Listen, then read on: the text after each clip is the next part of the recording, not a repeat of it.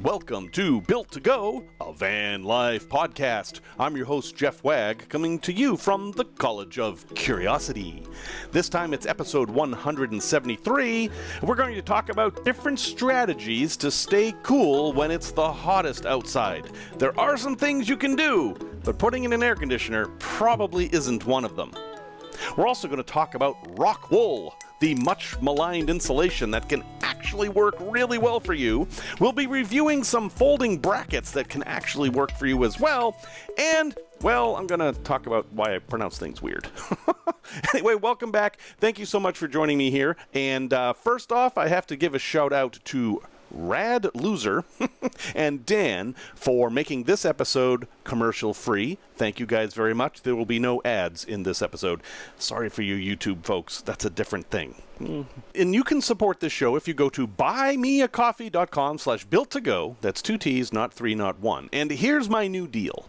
For a long time I've been giving out stickers, and now it's very easy. If you would like a sticker, and here, I've got an example right here. If you would like a Hook Walk-a-Bang sticker that is question mark greater than exclamation point in comic speak, you may get one if you just make a donation at buymeacoffee.com/built2go. And everybody who's already donated is welcome to have a sticker. Just send me an email at jeff@built2go.com and I will send you a sticker. Of course, I'll need your address. So everybody who's already donated can have a sticker, and anybody new will automatically get a sticker as long as you send me your address. Okay? And you live in the United States or Canada, because mailing these things costs a fortune for some reason. Anyway, we need to talk about something very important. You actually might hear some wind noises around me, and that's because I have fans on. I've got a fan over here, and I've got a fan over here, and I think the air conditioning's on, and it's because it's hot. It's very, very hot. Now, I'm actually in one of the cooler parts of the country. I'm recording this from my studio in Chicago, and we're having a relatively mild summer, but I know for a lot of the rest of you, that is not the case. And from what I'm seeing in predictions, this is the new norm. And you've seen that scary thing that this might be the coolest summer you will ever experience for the rest of your life. I don't know. But at any rate, I do know it gets really hot in vans. I have spent my share of nights in the van being way, way too hot. And, well, I'd like to help you overcome that to some extent. And I see a lot of stuff out there that people say works to help cool your van, and I just don't believe it because I've tried a lot of it and it simply doesn't work. So before we get started on this, let me dispense with one thing right away. You probably can't have air conditioning in your van unless you're hooked up to shore power. Now, if you're hooked up to shore power, if you're staying in a campground or you're mooch docking or you just happen to be at a place with an electrical plug, it's not that big of a deal to put air conditioning in your van. You can put in a wall unit or a split unit, and there's a bunch of different ways to do it. It's just a matter of figuring out where to put things. But then you just plug in the air conditioner and you're fine. I'm talking about boondocking with air conditioning. That is a much, much bigger problem. And there are people who have done it, but without question, all of these people who have done this have spent buku dollars to do so. Thousands and thousands of dollars. So if you're going to build out the kind of rig that has a $70,000 or $80,000 build on it on top of the cost of the van, yes, you might be able to get air conditioning. But you're always going to have this one problem, and that is, sure, you can have air conditioning for a day, but then how do you charge those batteries again? Because you only have so much space on the roof of your van for solar, and heck, the next day it might be raining. So think about that. Because it's such a hard nut to crack, easier now, things are getting a little simpler. There are some 12-volt roof air conditioning units that are actually fairly affordable for the first time. I think you should kind of just not consider having air conditioning, unless you're going to have shore power. And so for the rest of us who aren't going to have air conditioning, well, what can we do? There are what I call the 3 variables, and those are latitude, altitude, and humiditude. Okay, I understand I just made up a word here, but it rhymed, so I had to do it because humidity just seems silly. But let's talk about these, because these are the best way to stay cool in the summer. Latitude is simply how far north and south you are. If it's hot, generally go north. I mean, it seems kind of simple, but I have to say generally because it's not always true. For example, if you're in Arizona, it may actually be cooler in Arizona than if you go up north to someplace that's more humid. It's a very complicated thing. So first thing to consider is latitude. North tends to be better. But the next thing you can consider, and sometimes this is a shorter drive, is altitude.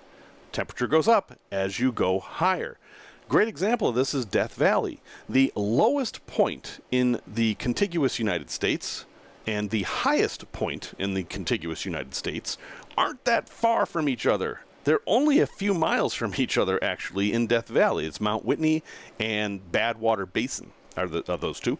I can tell you something. The temperature difference between those two is a lot. And they're not that far away. So altitude can make an enormous difference. And the other thing is humidity. Now, I grew up in the Boston area, very humid part of the country. I live in Illinois, very humid part of the country. And I've lived in many different places that were all pretty humid. But I've also lived in Utah and Nevada. And in my opinion, I am more comfortable if it's 100 degrees out with very low humidity than if it's 85 degrees and high humidity. In fact, I know that I am. I mean, it's not even a question. And okay, now someone's going to ask, well, what about swamp coolers? All right, time out. Time out, swamp coolers. If you're from the West, you know what a swamp cooler is. If you're from the East, you probably have no idea what a swamp cooler is. Swamp coolers are basically boxes with a fan in them, and the fan blows over straw or some spongy material or something that absorbs water.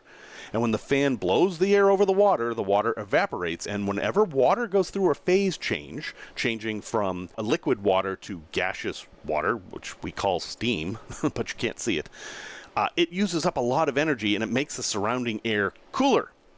So you actually end up with cold air blowing out of this thing. And that's called a swamp cooler, and they're used all over the Southwest. But why haven't people from the East heard of them? Well, the answer is that humiditude again. Humidity, well, it doesn't allow this process because the air has a certain capacity for holding moisture. And once it's near 100% humidity, it can't hold any moisture, and it's actually going to start raining.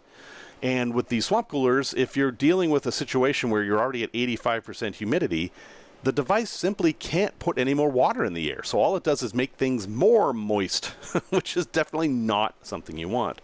But in the desert Southwest, when you're dealing with 15% humidity and it's 100 degrees out, a swamp cooler can be a great thing. And yes, there are swamp coolers for vans. They work and they use less power. So, you know, they have that advantage going for them. You can easily run one on 12 volts, but they use water, which is another precious resource. So you actually have to figure out how much water you're going to use.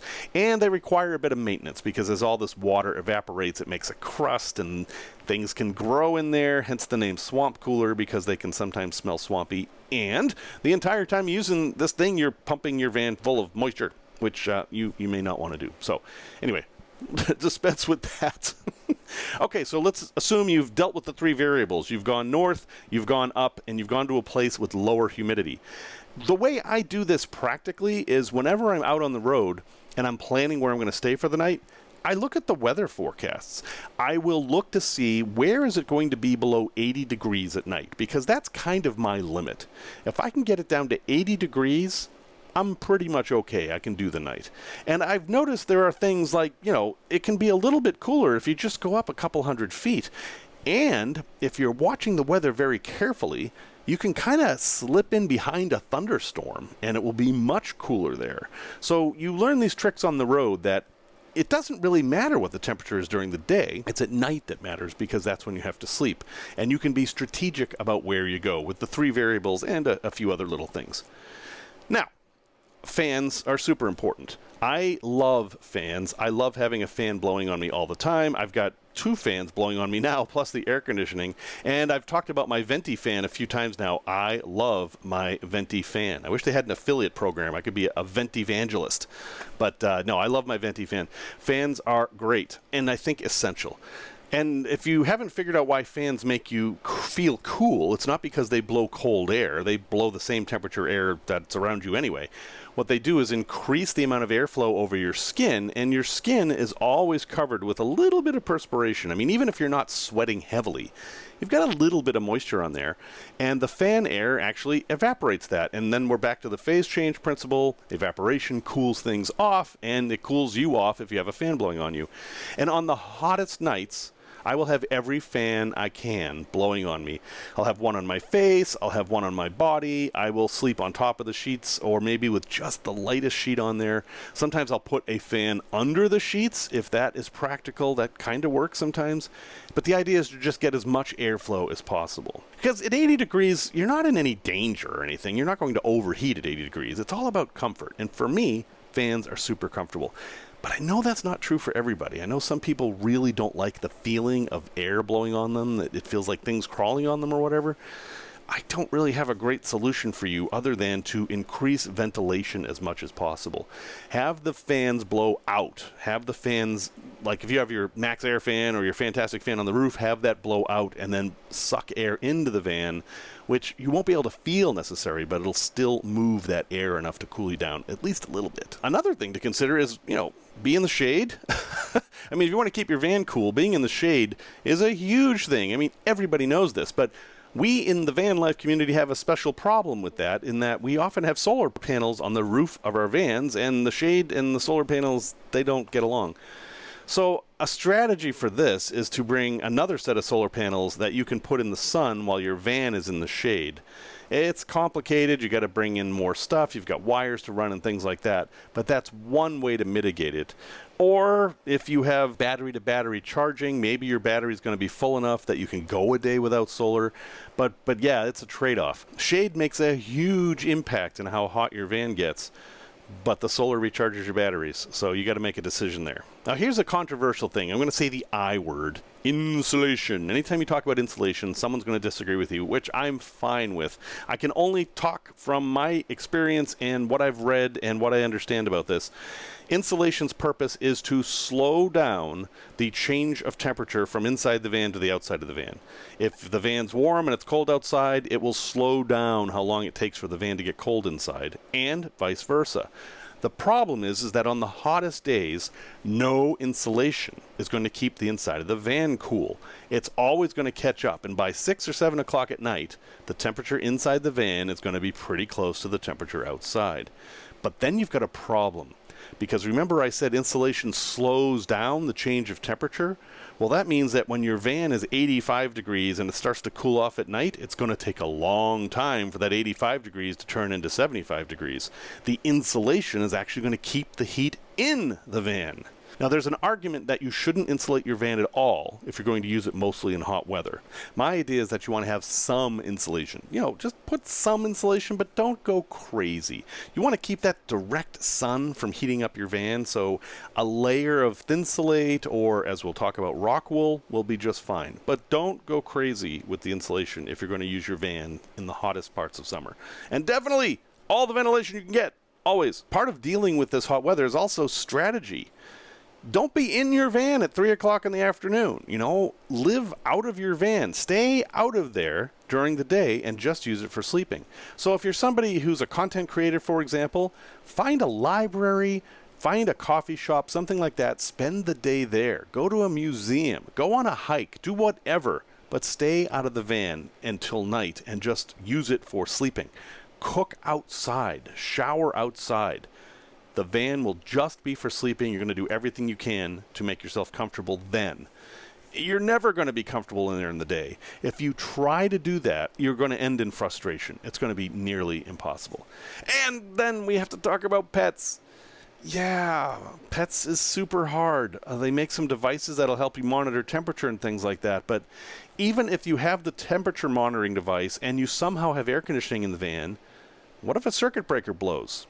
Your van's going to heat up very, very quickly. If you can't be back in that van to get your pets in 5 or 10 minutes, they could be in trouble. So think about that. If you're going to be traveling with pets in your van during really hot weather, you kind of have to have them with you all the time, because if you're comfortable, they've got a much better chance of being comfortable. And finally, someone, believe it or not, it was published in Bloomberg, of all places, has a map of how you can travel the United States and stay at 70 degrees Fahrenheit, which is, 21 degrees Celsius, something like that. a temperature that's always comfortable, even if you have to put on a sweater or whatever, you can actually visit the entire 48 contiguous states and stay at that temperature if you follow these maps. So I'll have a link to that in the show notes. So, folks, don't fall for any of these scams where for $40 you can have an air conditioner that'll cool everything. They just don't work. Some of them will work a little bit. In fact, I'll have another link here. Big Rob's van. Big Rob just did a review of, I think it was the Arctic Breeze. I think it's the one he did, which is this little air conditioner that promises it'll cool the entire planet if you just flip a switch. Yeah, it goes about how you'd think, but Rob goes into it in a lot of detail. So if you want to see if this thing's really worth your money, watch Rob's video, and I'll have it in the show notes.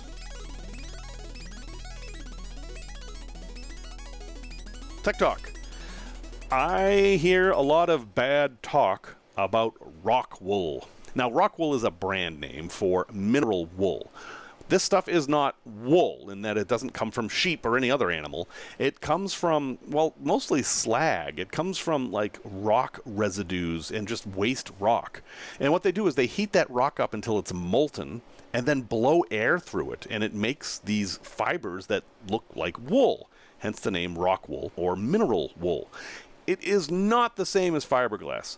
Fiberglass is a completely different material made differently and most importantly has very different properties. I like rock wool. I don't really like fiberglass. Now, a lot of vans, or rather a lot of RVs, commercially built RVs, use fiberglass. You know, the pink stuff that gets little shards in you and feels terrible. It's cheap. It's a common household material, and they probably shouldn't use it, but they do, and they always have, and that's them. We're not them. We're building out our own vans. We can use rock wool. Now, why would we? Well, rock wool's kind of the wonder material for vans in a way. It has some downsides, but let me give you its pros to start with. First off, it's not very expensive. Second, it's actually completely natural, even though it sounds like, oh, it's technically cracked slag, even though that sounds terrible. All it is molten rock that has had air blown through it. That's it. There's no chemicals in it. I know everything's made of chemicals, but hopefully you know what I mean. And it has great properties. It has a great R value. It has excellent sound deadening. And most important, perhaps, is that it is water resistant. So what happens with rock wool is if it gets wet, like let's say there's condensation in your wall or a leak or whatever, it just sits there and waits for itself to dry. And that's it.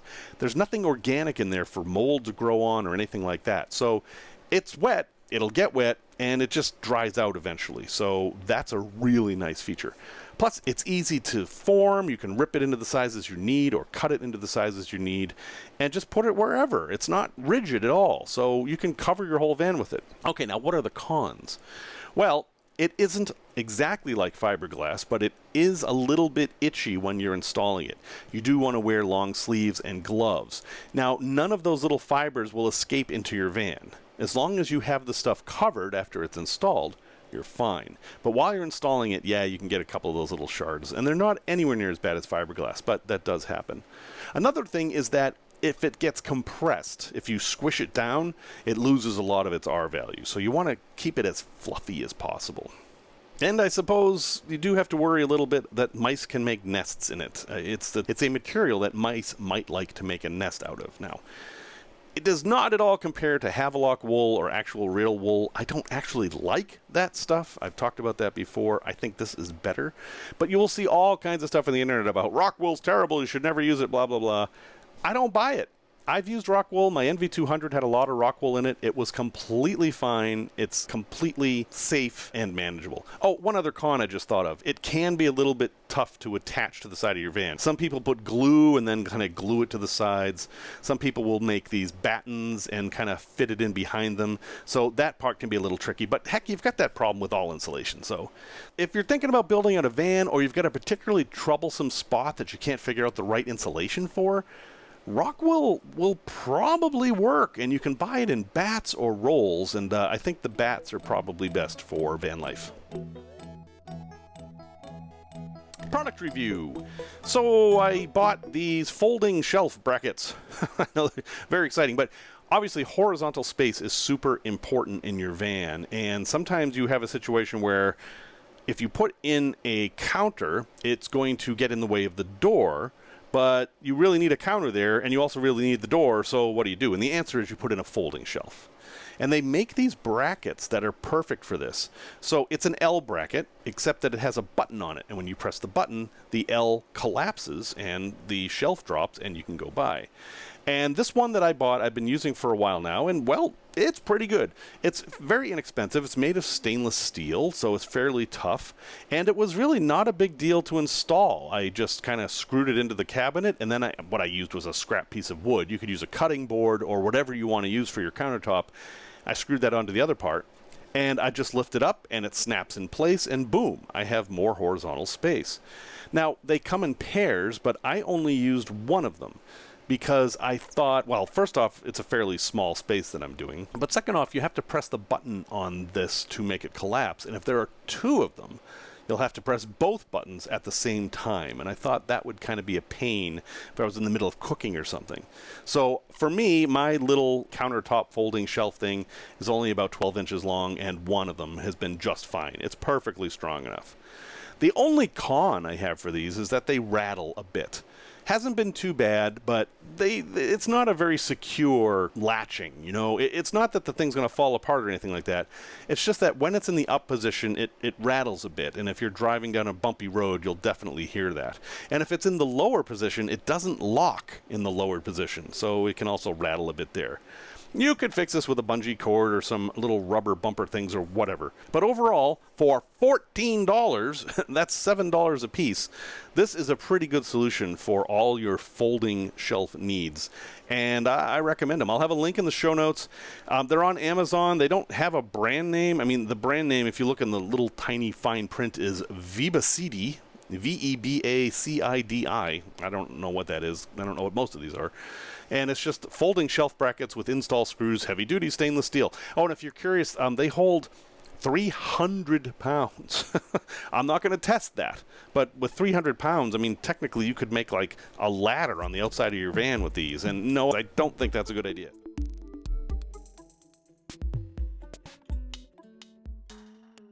Tales from the road. Oh, okay. So some of you, Brian, have been on my case for how I pronounce certain words. And I'm going to address that. So I grew up in Boston. And in Boston, we have an accent, and it's a fairly strong accent. And I grew out of it as I moved out of the area and actually worked at changing the way I speak. I used to say "Park the car." I used to go to Beverly for lunch, and I've been down to Harvard Yard. And, you know, I really did talk like that. In fact, my father actually had it much worse. He would say "hoss." Not for the character from Bonanza, but for any four-legged quadruped that is raced. He wouldn't say horse, he'd say hoss. I think he still does that. But anyway, I had this difference in the way I spoke to everybody else, so I tried to change it. But then I ran into the situation where not everyone pronounces the same words the same way, so I had no way to be correct. And now that I'm on a podcast that's international, I mean, you know, I've got listeners all over the place, and they all pronounce things different. It's impossible for me to pronounce something the way everybody pronounces it, because you all say it different depending on where you are, okay? So I'm not going to make apologies for it. However, it has been pointed out that I'm inconsistent in how I pronounce things, and yes, yes, I am. I am, because my brain will just switch from one to another. So one word that comes up all the time is tour, or tour, or tur. I hope one of those made sense to you. In Massachusetts, at least where I grew up, the word tour, T-O-U-R, rhymed with tore, T-O-R-E. They sounded the same. They were just spelled different. So I'm going on a tour. I tore my pants. Exactly the same. And I've heard people say, that's crazy. That's not how you say it. But meanwhile, in other parts of the country, they say tur. And that rhymes with fur, as in 1, 2, 3, fur, which is how they say it in Utah, or at least did when I was there. You see the problem. But the word that has gotten most feedback is composting. Or should it be composting? And what I will do is I will always say compost, but when I'm referring to a toilet, I will say composting toilet. And that just tweaks some people because it's inconsistent. So I did a little bit of research and I found out that, yeah, as you might have expected, in the UK they say composting. But that's not where I got it from. The very first reference I ever had to a composting toilet was in a song by the band Human Sexual Response.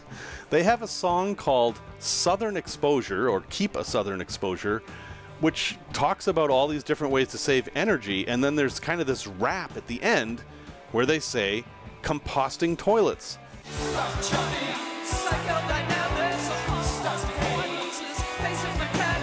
And I was maybe 13 when I first heard this song, and that stuck in my head is how you say the word. So if you want to compost your waste, you can start with a composting toilet. Caveat, composting toilets do not compost waste. That is a myth. They start the process, they don't finish it. So there you have it.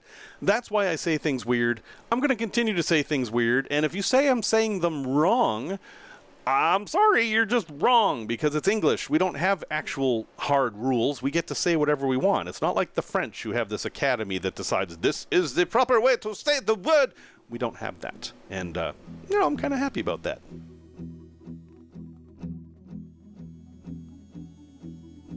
A place to visit. I've been to this place a few times, and there's a few different places like this, but this place I'm specifically going to refer to is the Hannah Duston statue that's on an island in Boscawen, New Hampshire. I will have a link in the show notes. I'm not even going to begin to try to tell you how to get there, but it's an exit off of I-93, and you go to a parking lot, and you walk through some woods, and anyway. Who's Hannah Duston? This is a very long story, and I'm not going to tell you anything but the highlights. And it's super, super complex. But basically, in Haverhill, Massachusetts, which is spelled Haverhill, but we say Haverhill, it was a frontier town in the 1600s, and a family lived out there in the woods, and well, basically an Indian tribe came down from Canada and raided the village, killed all the men, and dragged the women and children off. And Hannah Duston had an infant, and, well, the infant was slowing them down, so they kind of killed it. They killed her infant, and dragged them off to become slaves. And at night, they all camped out on an island in the Merrimack River, and during the night, Hannah Duston escaped and grabbed a couple of kids and took off down the river. That should be the end of the story, but it's not. At some point in her journey, she remembered that there was a good amount of money to make by bringing Indian scalps into the town and turning them in for a bounty. So she went back and she killed all the Indians, men, women, children, scalped them all, and went back to town and collected her bounty. Okay. Is she a hero? Or is she a villain? Because if we take the side of Hannah Duston, these people came in and killed her baby, and, she scalped them all. Good for her, But if you take the part of the Indians, well, they were just doing what they were doing to protect their livelihoods because all these white people moved into the land. I mean, it ends up being a super complicated story, and weirdly, it ends up being a story about Catholics versus Protestants, because the Indians were Catholic, having been converted by the French, and Hannah Duston's family was Protestant, and anyway, this enormous controversial thing. But Hannah Duston's family obviously was very much convinced that she was a hero, and even today, they continue to hold her up as an American hero, and they've built statues to her all over the place. There's some in Haverhill, and then there is this one on an island in Boscawen, New Hampshire. Now, this is a very tall statue. It's on a pedestal, and she's probably 10 or 12 feet tall on the statue. And in her hand, she's holding a bouquet of roses, which isn't that unusual, and she's in a long dress. Imagine a pioneer woman statue, and you've pretty much got the idea of what this thing looks like. But the roses are a little weird, because they're kind of wilted, and they're upside down. And, well, it's because they're not roses. They're actually the scalps of the Indians. And they took the time to sculpt this as part of her statue. And some of the locals who know the story will go there and paint the scalps red to help remind people that this is a very complex story. But anyway, this is a place you can go and something you can see for yourself. It's off of an exit on I-93 in Boscawen, New Hampshire. There's a trail out of the parking lot near the exit, and you end up on this island in the Merrimack River that, no, isn't even the right island, but it's there, and, you know, heck, you can see it.